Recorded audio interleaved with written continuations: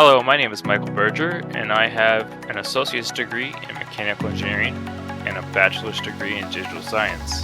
I have a certificate in AutoCAD and cybersecurity. I worked as a student IT assistant at the University of Akron, a math tutor at Stark State College, SMT operator at Airborne Electronics, and as a student team leader at Kent State University in the Federated Desktop Support Department. And my name is Gregory Hess. I have a bachelor's degree in digital sciences from Kent State University.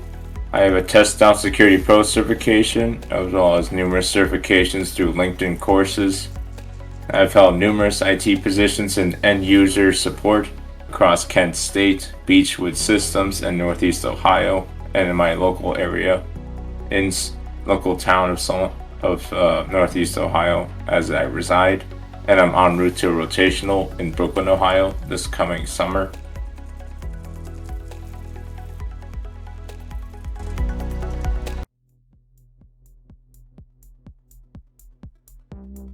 Hello everyone, welcome to another episode of the TechIT podcast. This is October 15th of 2022, and we have a packed show for you today.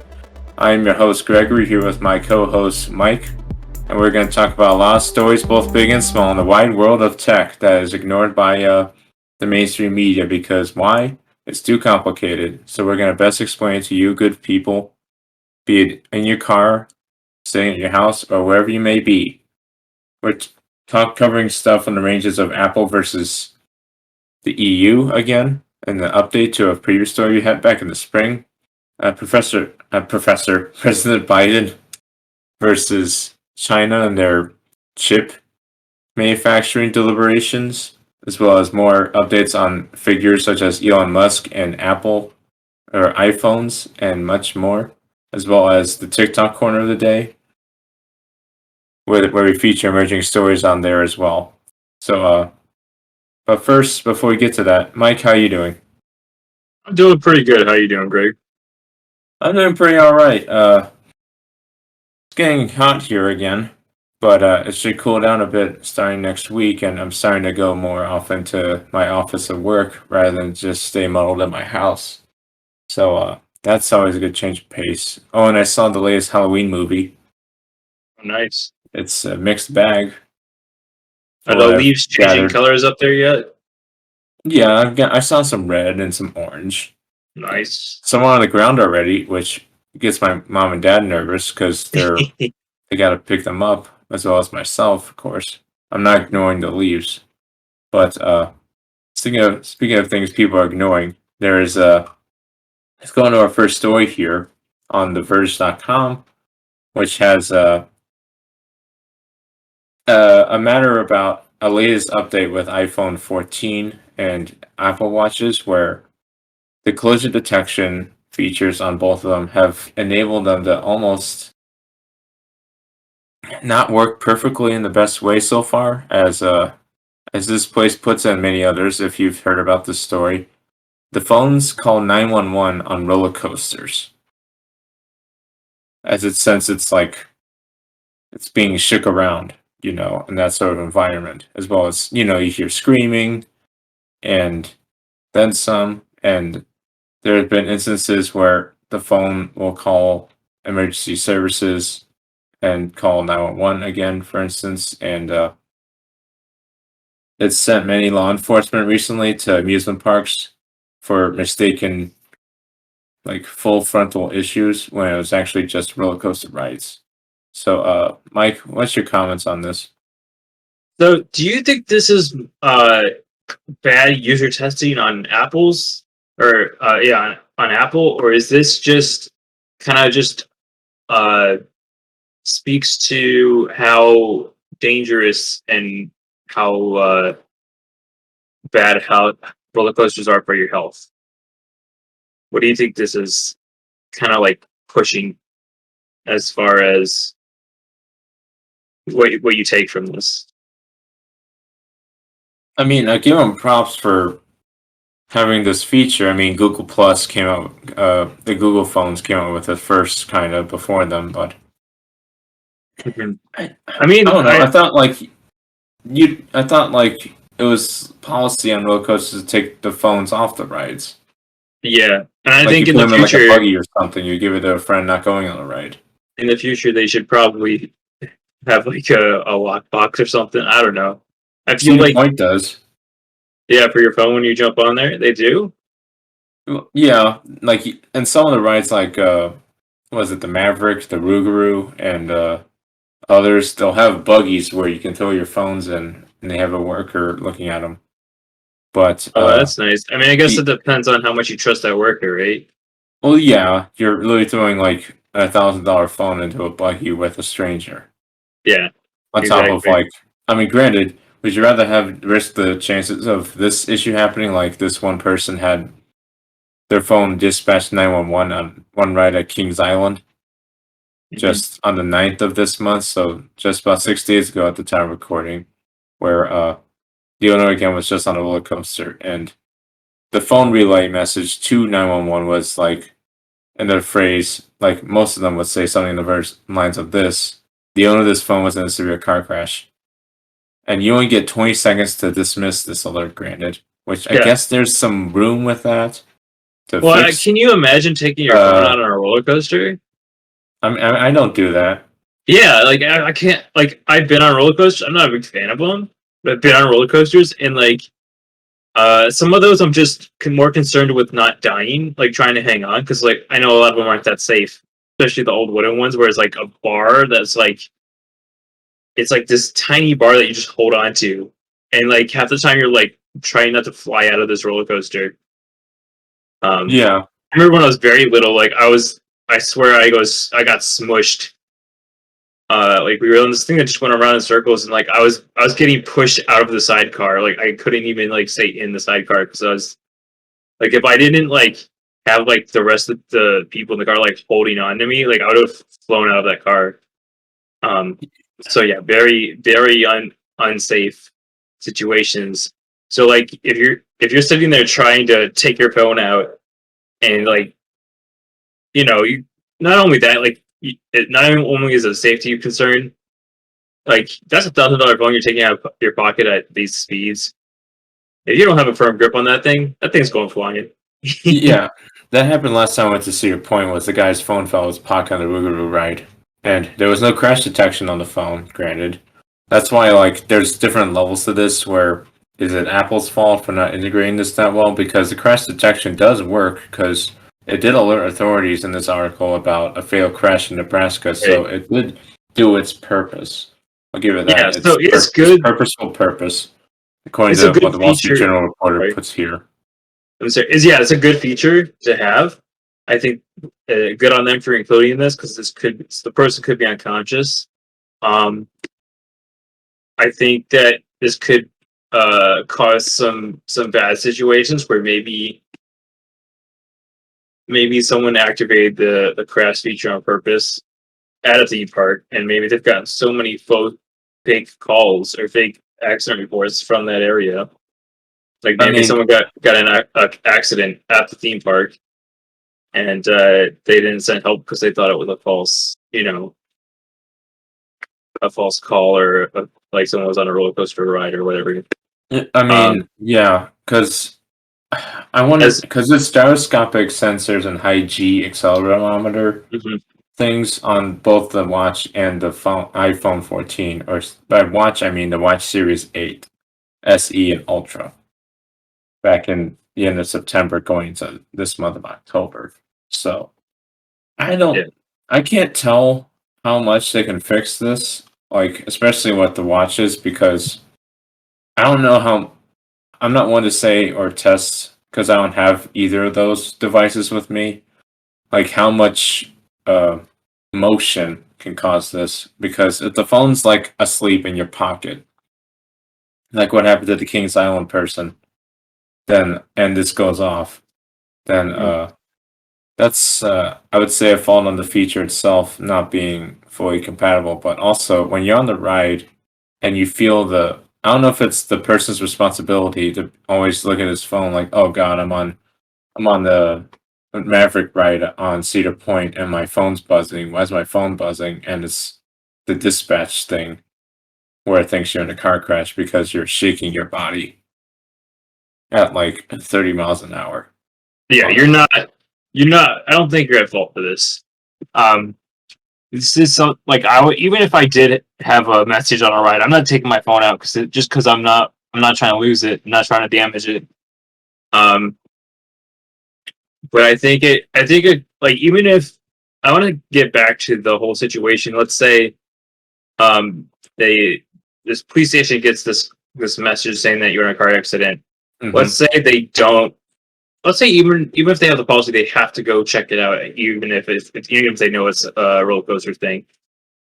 So let's say they're not as ambitious or not as they don't think it's an actual accident. So maybe they take their time to get there because they think it's a roller coaster thing. This could put people's lives in danger. Um, so Yeah. especially if that's a reoccurring thing. Um, so yeah, definitely something to keep an eye on. And I think the on the personal level, the solution to this is don't take your phone on the roller coaster. Maybe have someone that like you know how you have a designated driver for if you go out drinking or whatever. Have a designated phone holder. Or if you're willing to, like, buy a locker at the amusement park and put the phone in there when you go on rides, Right. Yeah. So which there's options here. could be Would you ideas. even consider having an option to turn this feature off? Or is this a toggle option? Did it say in the article? I can't remember. There's no toggle way to turn this off. It's Okay. a feature with crash detection. I feel like if I'm in the theme park, I would want to turn this off and then like be able to turn it back on after I leave the theme park. Of Oh course, then you yeah, get into the situation. Oh shit! I forgot to turn this back on. Then I got an accident, or yeah, and that leaves a whole other matter of and then am I at yeah, fault if I get in a car crash because I didn't turn this back on? and then do you make it more like GPS, where like it auto turns off once you enter a theme park? Yeah, I don't know with that, but going changing scales from this, we'll keep an eye on this if how this feature gets updated or managed going forward, or if this issue continues. But going from localized iPhone related user issues to geopolitics, uh, and I'll try to make this one brief as we are, according to again TheVerge.com, the U.S. has issued sweeping restrictions on chip sales to China, which in a way you think it'd be the other way around, like with something happening like this, because we usually before COVID we relied heavily on China just for semiconductor chips and the like because we barely had any factories here. But again, which we'll talk on later, with the Chips Act that got passed by President Joe Biden, we are slowly starting to fix that, which is many years too late. Like they probably could have done this back when your boy Clinton was in office, probably, or even Nixon back when he first went to China himself, and and computers were less cumbersome and embedded in everything we do.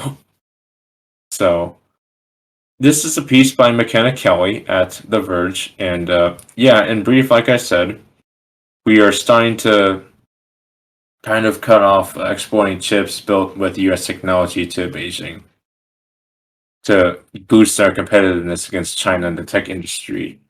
Because again, these chips are used from a lot of things, people, from graphics cards to electric vehicles to many different AI projects and military equipment that I don't have the knowledge of knowing how far that goes. But yeah, this restriction should help us. Do you think that's true, Mike? Yeah, I'm on board with this. If anything, it'll create jobs, which is something we always are in need of in the U.S. No doubt. More, yeah, more jobs is always good. We want everybody to be able to earn that paycheck, and um, For their it'll families and their partners yeah, and the be able to like in feed their their families and situations. partners, and just live a good life, and that's kind of what we want for people here. And it definitely helps more competitive. a business is, the better the price points become because they're trying to be competitive with pricing.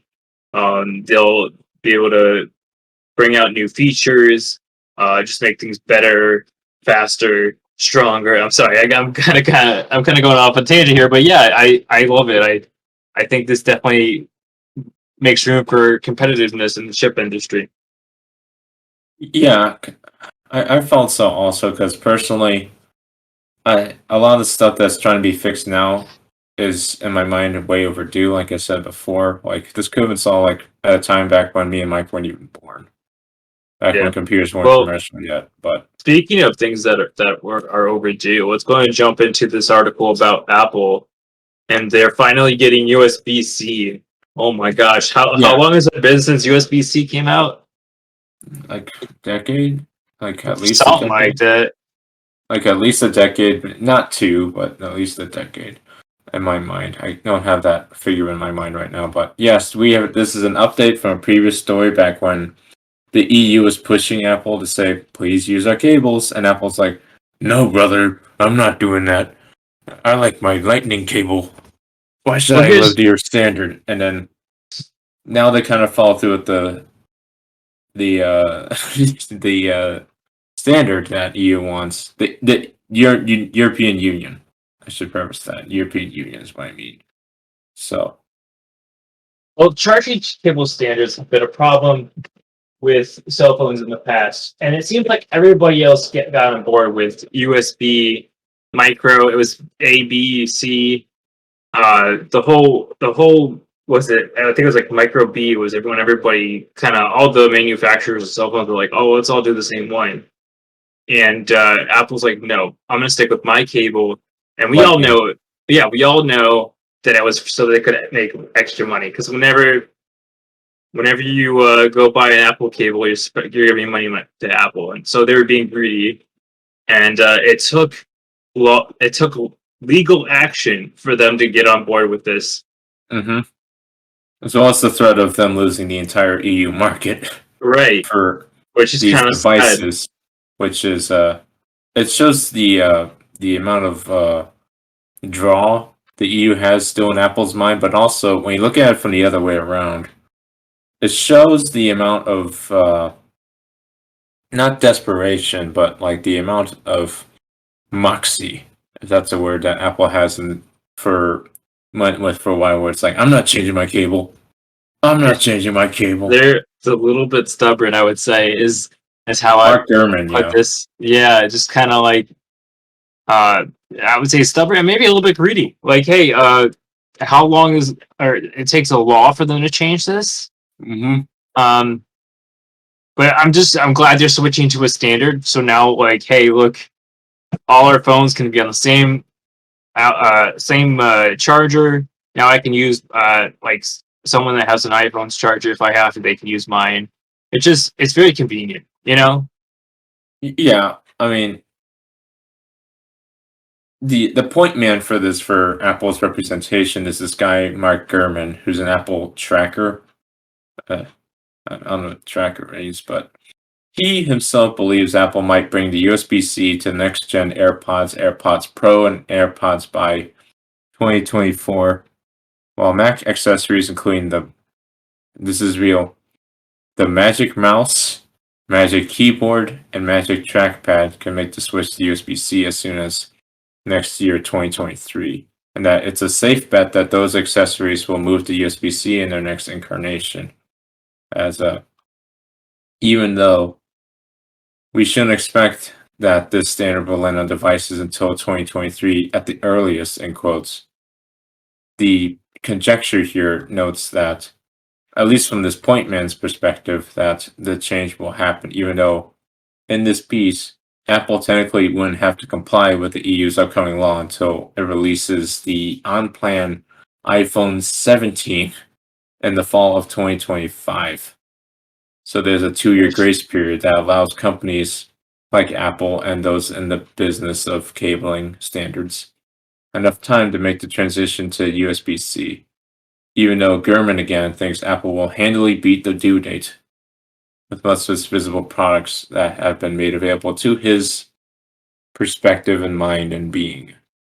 So that kind of nips the story in the bud in a way, but I wouldn't be completely surprised if Apple does follow through on what Gurman says here, as well as the whole take of well, we have to, we kind of have to follow them, or else we lose all these countries' business for our products, like the iPhone 17 that comes out in 2 years roughly from now. So, if you want to look at this piece, it's on TheVerge.com by Emma Roth. So, going back to geopolitical issues, we have a story about President of the United States, Joe Biden, signing an executive order to reboot the EU-US data flow. And this one's a bit text-filled, so we'll try to be brief with this, as this just effectively renews, or reboots, as it puts in the title here on TechCrunch.com, the degree of data flow transfers from what EU people do over here. And this new framework is also to replace the defunct EU-US Privacy Shield kind of measure, and built under its EU-US data privacy framework to direct the steps in that sort of way. So, I don't know if you have experience with this, Mike, with traveling across continents, but this is quite the update. Yeah, it's good to know that this reboot is coming through, just aimed at opening up the US EU data flow here. If I remember reading what I read in this document correctly, it's nothing new. It's just a re-signing of past Fulfillments yeah. regarding what EU people do with their data here and versus what they do presently over there, because that's the whole point, transfer. And they have a lot more rights when it comes to their data protection. Oh yeah, of course. And privacy. We've made that known here, and you can find more stories about that down the line potentially also as a. Yeah, so this is good for them, and hopefully this kind of pushes our government into getting privacy and protections for us here as well.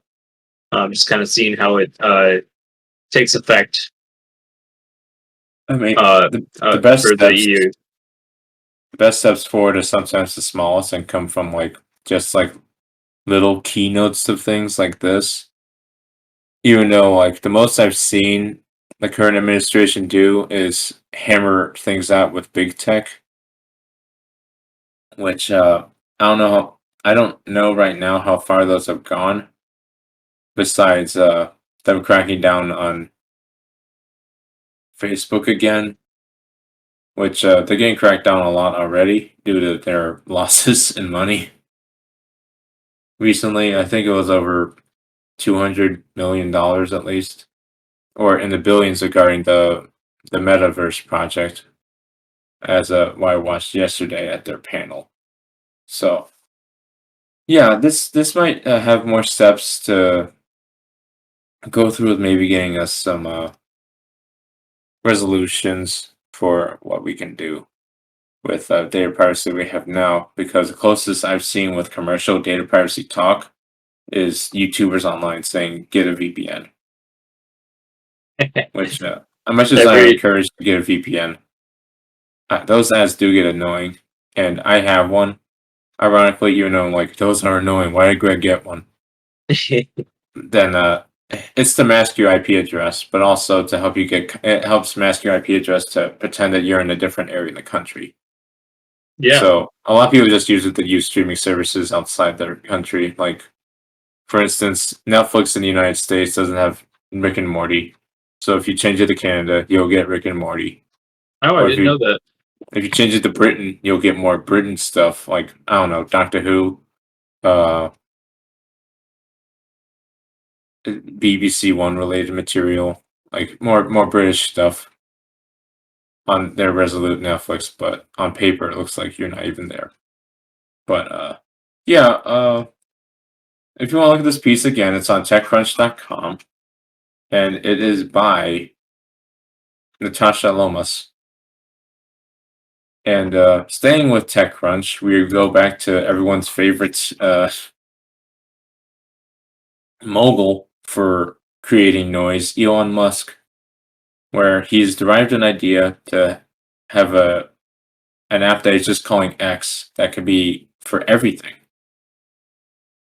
As he notes his connections with his partners in Tencent and the like down in China.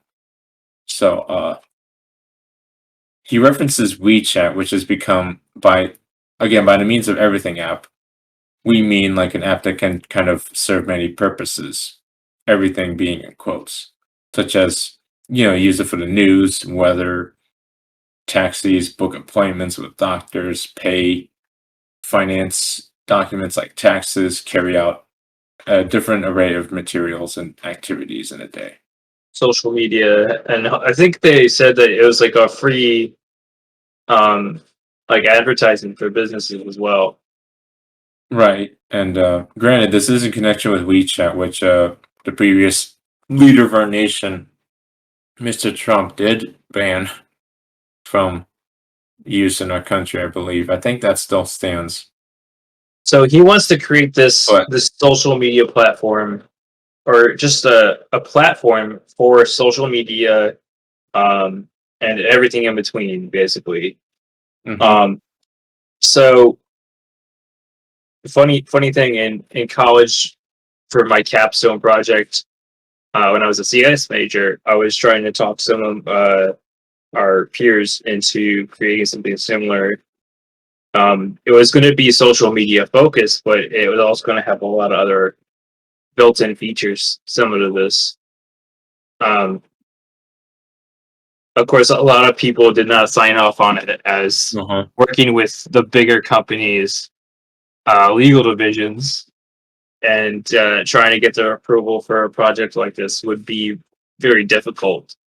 And doing it without their permission would it poses a lot of problems with importing their data and unencrypting it, just trying to get it to display. So we did not get to.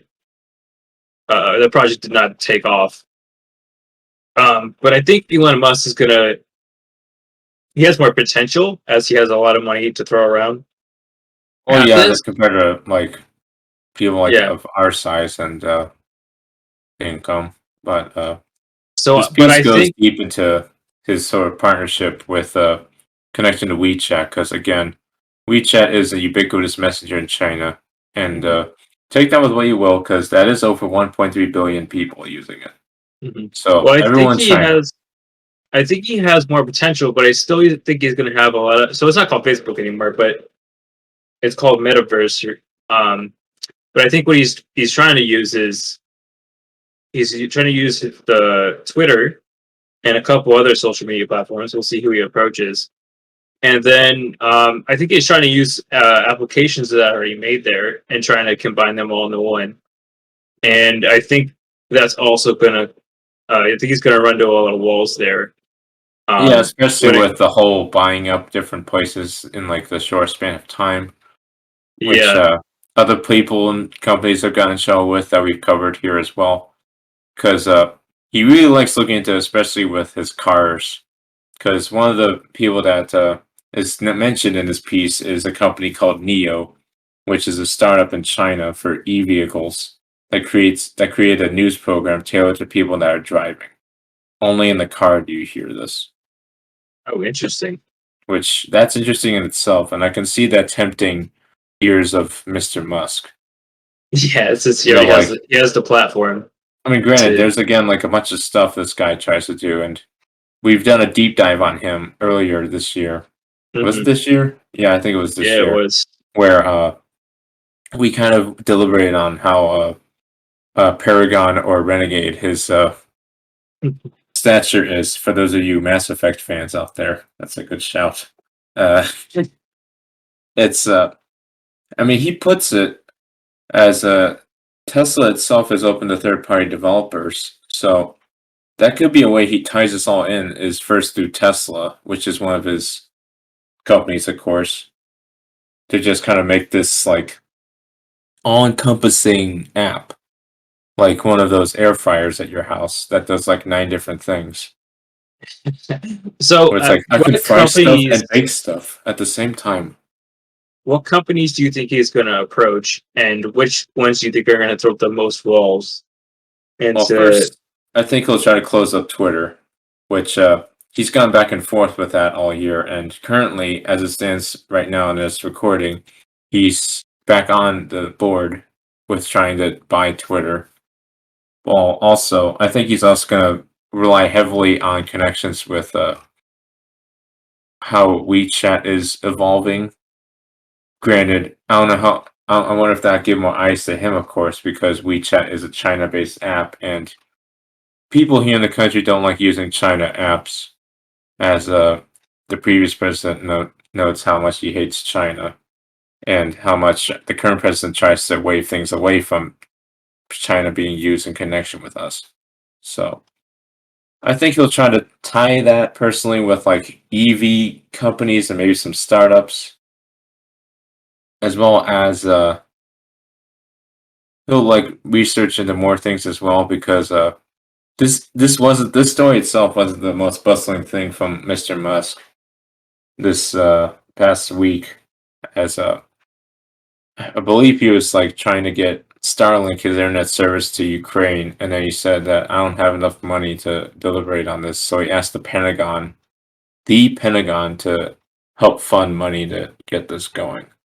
So I don't know who looks Interesting. better that with that because he kind of initially initiated that he'd like do it all back in like the summer, but he I think he calculated now it's like oh wait I probably can't do all that. So, So do you think he's going to approach his old company PayPal for signing them on for this as the main transaction? I wonder how well that will go because PayPal is also connected to Mark Cuban, and Mark Cuban has like almost contrasting thoughts completely with Mr. Musk.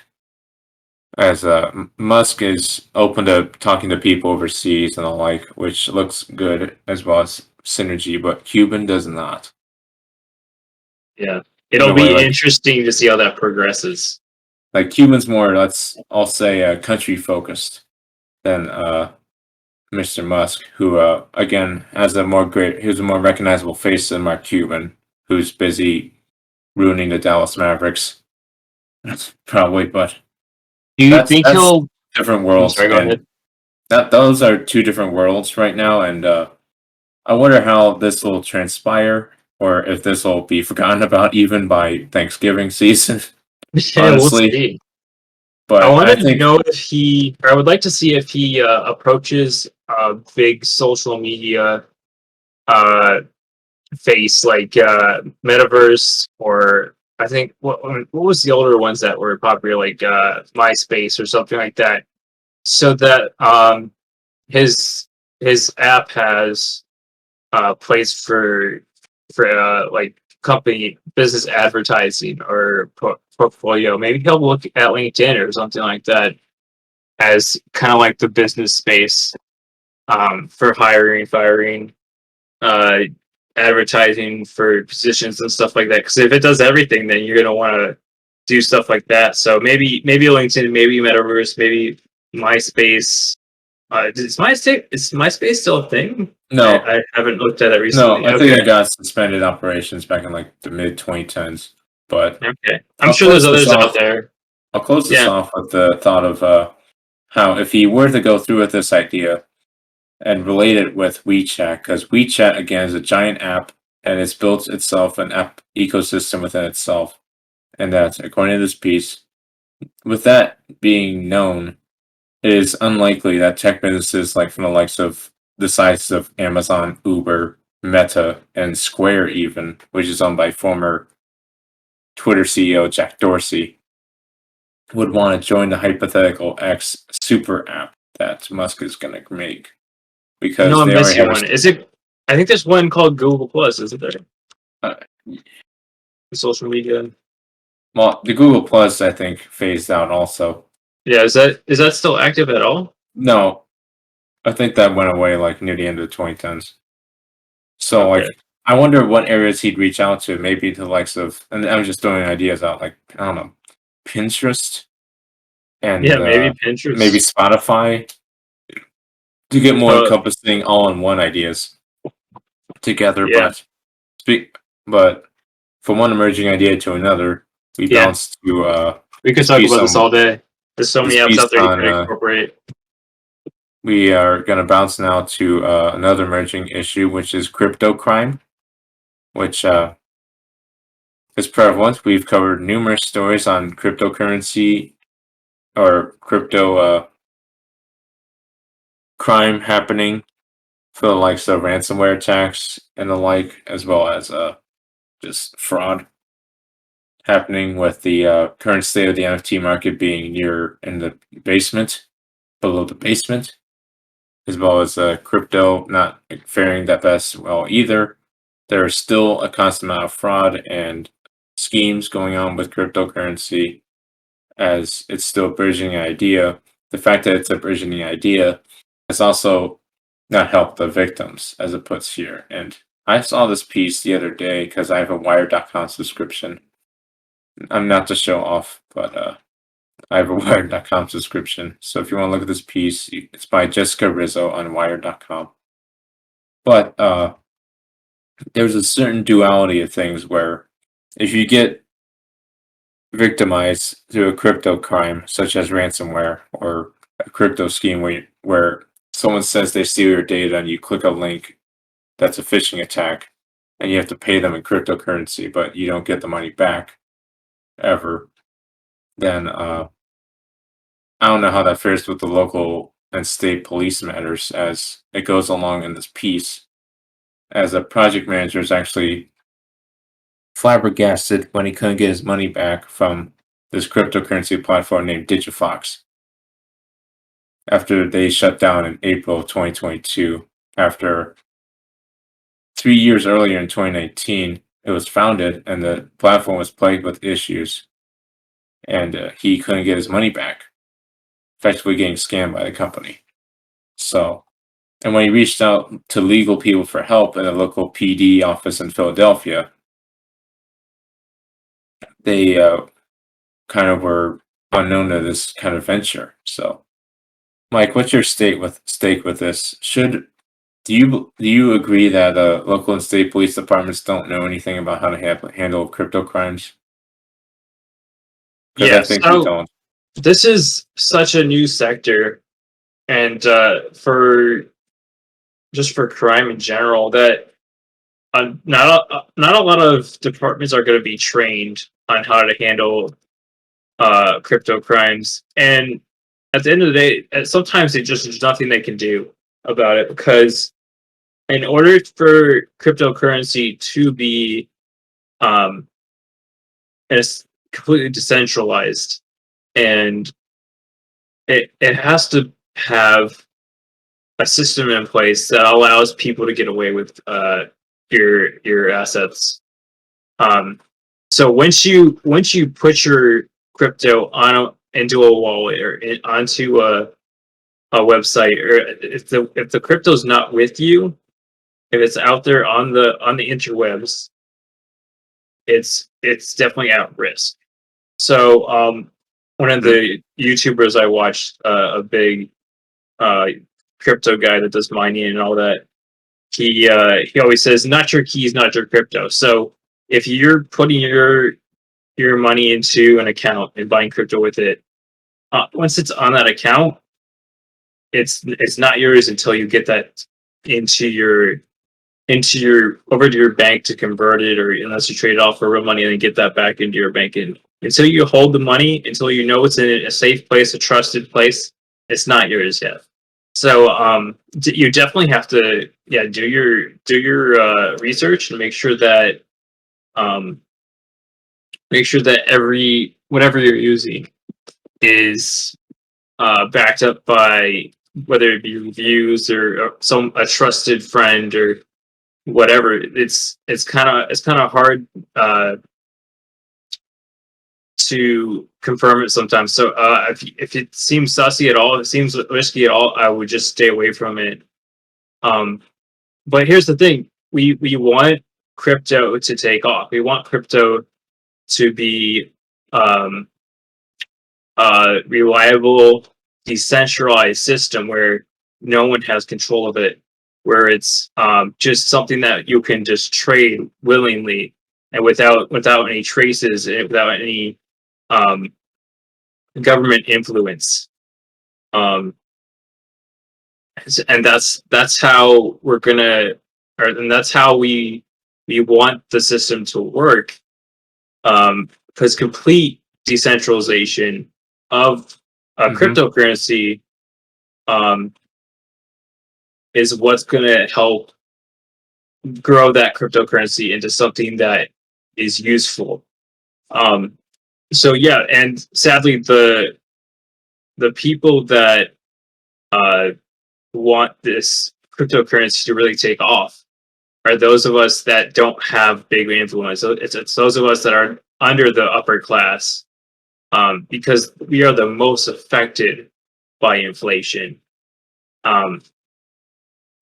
So we have the most to lose, and we are put in these risky situations to support cryptocurrency. Well, it's the idea of like the support for this, and this is just my thinking here. Because in a way, if the lack of education for this is basically been standardized. Like when I saw that this person lost money, and he said he had explained everything like it was like a new science to this police department, and they didn't know what to do, which I don't. Again, I'm not surprised by. But as cryptocurrency has kind of bounced up and down, and then back down again, and then deeper down, in terms of people wanting to use it, ever since the suable ad went about as over as a 5-year-old playing soccer. The idea of cryptocurrency being decentralized has almost put like a bad smell on it. According to as more crimes get reported to the Internet Crime Complaint Center, as I guess the FBI has a crypto-focused task force, as it puts out here, and but yet again, there's like a two-edged message with that, as the FBI assistant special agent in charge of the cyber branch for this complaint center said that a $7 million cryptocurrency case would be too insignificant for the FBI. Yeah. So that's a lot of money. To And us, when they it's a say lot of money. that's Yeah. too much for them, then you're left with local and state police departments that, frankly, have trouble covering normal crimes still. Mhm. Where effectively, I think one source said that cops sometimes solve about 50% of all felonies in a year, which that's kind of bad. And when you have to go to local and state police departments to say, "Oh, I bought something that you can't hold online through cryptocurrency, which you can't moderate or look at, sir. Can you help me get the money back?" They're gonna look at you like you're crazy. I mean, at Because that point, what can they do? these are cops again that, I mean, I want to say I still like respect. I still like, they're still frontline people, the cops and the like. Mhm. But the cops weren't around when the cops weren't in school and training or in their training programs, where some guy in glasses and a tucked-in shirt said, "There's ransomware attacks with cryptocurrency. So here's what cryptocurrency is." Like, well, like you're not gonna get like advanced like ways to how to get your money back through beat cops that do speeding tickets all day. Like what's happened to these poor individuals in this article. Yeah. So So at the end of the day, we need to speak out and notify if you were scammed. Say you were scammed for like $10. See, that's not a lot of money to you, but you need to be able to post that somewhere. There needs to be um, even if you file a police report, just saying, "Hey, this is a scam that's out there," uh, identifying the scam, it helps others know about the scam. You know what I mean? Yeah, just speak out. That's what this piece also talked about on Wired.com here. Mhm. Is that a lot of people just aren't raising questions. Excuse me, raising questions on when they get into these predicaments because they've kind of been at the stage of depreciation where it's like, oh, the cops won't do anything because they don't know about this. So Well, they're kind of just left with their own devices, which frankly is not enough. even if they don't do We, anything, we need to pay it forward and be like, well, if I say something, then the next person might not get scammed. You know? yeah, like just like speaking forward and just having more awareness of this is what we've been trying to put out here as a like for instance we've covered a lot of ransomware attacks and Mhm. at best I've heard mainstream news cover I think maybe one of the stories we called, and if I can count we covered at least 10 plus stories and they only covered the one, and even And then it was like maybe like at most 4 minutes. and So sadly, this is kind of what gives cryptocurrency kind of it's like it gives people are giving a lot of bad looks because of this.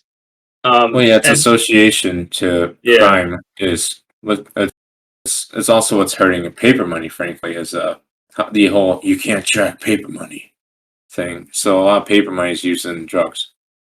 So yeah. people are So like pulling away from using cash even during COVID, especially you know, where they're like, I and don't this want to is touch your kind of money as and this well. is kind of sad that this is affecting the use of cryptocurrency or the trust in cryptocurrency, as cryptocurrency is an excellent tool uh, for people that are trying to fight inflation, people that are trying to transfer money to, for example, like trying to transfer money to foreign countries is Well, an yeah, ordeal in itself. So and there's so much potential for cryptocurrency.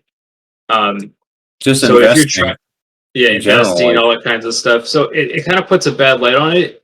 It's just important to remember that just because something is used for evil doesn't make it evil. You know, it's a tool, and like a hammer is a hammer. But if you use a hammer to hammer nails, it's good. But if you use a hammer to commit a crime, then it's bad, right? So yeah, just it's a lot remember, of cryptocurrency is a hammer, not a you know, it's not causing you to commit the crime. It's because cryptocurrency is this space where it kind of has the potential to be um kind of like, oh yeah, once they get your money, it's easy to for them to leave with it. Um, so or like yeah, you could invest in it's kind of like the stock market where you could invest in the stock market and then if your stock falls to zero, you lose out. So well, yeah, investing in my mind has always had a notion of kinda legalized gambling yeah, because you are not allowed as a consumer in the market, in middle market or higher market or lower mid to lower market. You're not you don't really know the market besides like, oh, I think Huntington's a good thing to invest in, or I think Giant Eagle and Yum Brands is good investment as well as the Nasdaq. So like when those go kaput, then you're kind of left with your own vices. So in that perspective, and people turn to crypto because the regular market's bad, then you have stuff like this happen.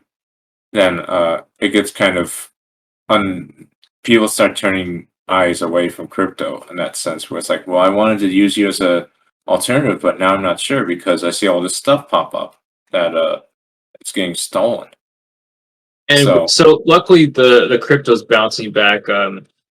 There's been some recent data put out that crypto is starting to look good during the recession, and by well, comparison, the highest things are that and metals. mhm. So, but anyway, that's not investing advice. Let's go ahead and continue. Did you want to do TikToks next, or do you want to go into more stories? Uh, let's just go right into the TikToks as I Okay. was gonna end this with a lightning round story, but it was basically deliberation going across on Dunkin' Donuts changing their loyalty program, which isn't exactly a tech-related story. Well, we can go into it. Just be like, hey, don't Dunkin' Donuts change the loyalty program, made it worse. Just a heads up to all those Dunkin' Donuts. Maybe People are maybe calling people it. are still part of that program and they don't know that they goofed it up. So we'll just give them a heads up there, and then we'll go right into this story.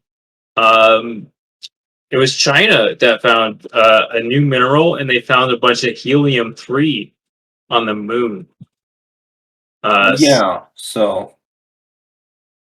So, yeah, you having time machine flashbacks right now? I think that's the movie, right? Where they mine the moon and blow it up or something, and it starts to fall to Earth. I thought it was Armageddon. They drill in the moon. It might also be Armageddon, but there was this one. I forget what it was called. I think it was Time Machine, but it had a time machine in it.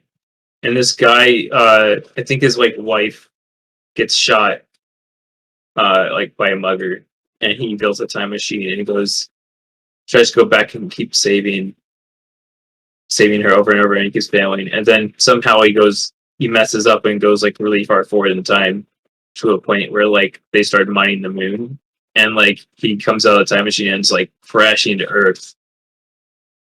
Like the moon's just like you can like see half the moon when he looks up, and like the rest of it's just falling down to Earth. So, I don't know. I just had that flashback when I read that. I was like, oh shit, it's gonna be mining the moon for helium-3. But let's go into why helium-3 is so important for a minute here. They're using it so I'm calling it super fusion. But basically, it's just fusion where there's no waste. It's really powerful. A small amount can power the whole U.S. I forget what they said. 66 For grams like a could year. power New York. Yeah, so it's crazy how good helium-3 is. It's just really rare here on Earth. And they said they found a good amount of it on the moon, and they said they already have a way to mine it. Mm-hmm. This also gave me a flashback to the Spider-Man 2 scene where Doc Ock is like the power of the sun in my hands. So that's fusion, right? Yeah, And you want to use a way to like just have alternative energy, which is always a good thing to find here on the podcast because we're both fans of clean energy.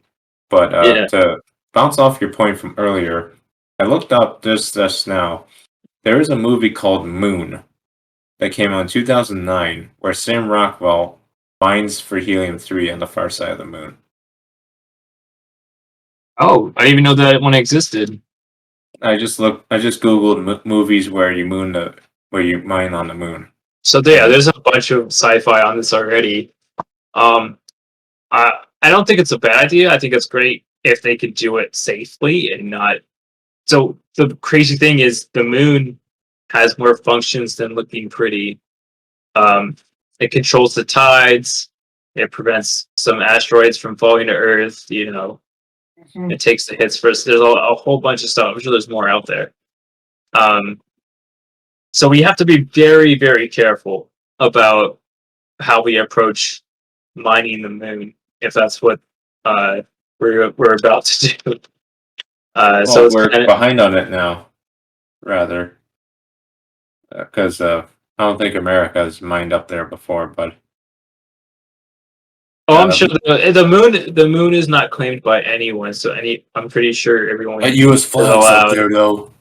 Everyone's allowed to mine it. Yeah, we're not gating it off to anybody. Yeah. So hopefully they play nice and share it. Yeah. But I'm sure they will.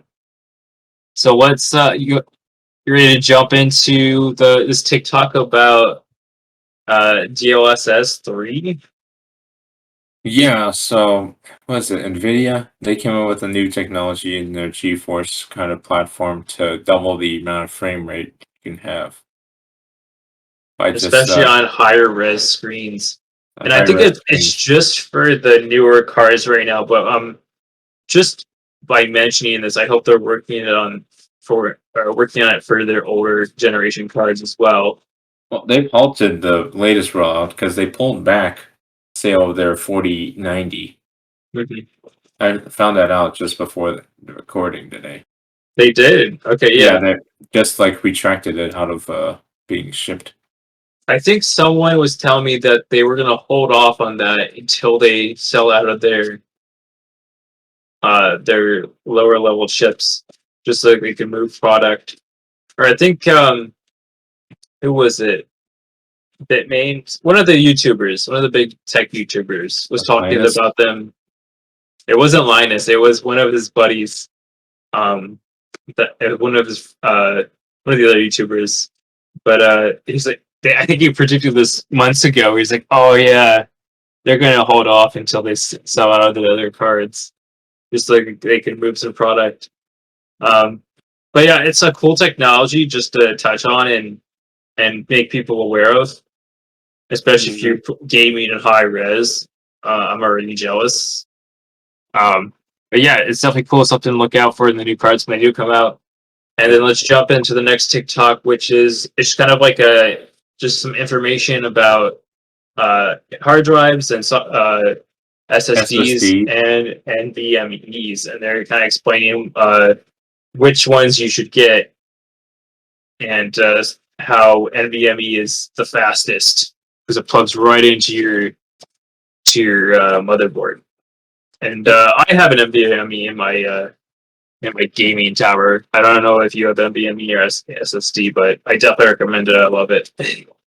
Yeah, we'll link all the stories again in the description of where we post this on SoundCloud, YouTube, and Buzzsprout again, if you want to check those out, because TikTok doesn't like to play well in the documents in terms of linking them together.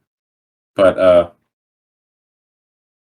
yeah, well, feel free to check out those links when we put them in the description wherever we post this and process this once we get that through. And we just like to thank you again all for listening to our podcast today. And we just hope that you all take something out of this and just feel free to like, share, and comment. We always like the feedback. And if you want to help give back to us, we have a Patreon that we launched earlier. And we'll put a link to that in the description. It's just a way to help us put up the best products for you and best news for you all as well. And then some. So any last thoughts, Mike? No, that's it. I just want to thank them for coming in today and tell them to stay vigilant. Of course. And also we'd like to say rest in peace to Robbie Coltrane, who played Hagrid in the Harry Potter films. Rest in peace, Robbie Coltrane and his friends and family.